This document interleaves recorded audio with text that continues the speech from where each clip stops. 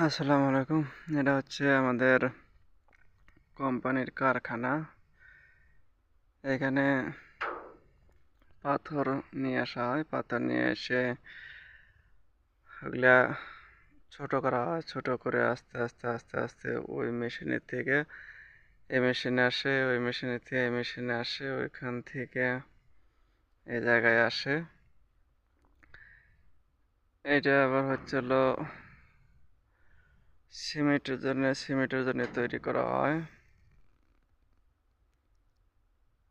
এগুলা সিমেন্টের জন্য তৈরি করা হয়। সিমেন্টের জন্য তৈরি করে এখানে আসে,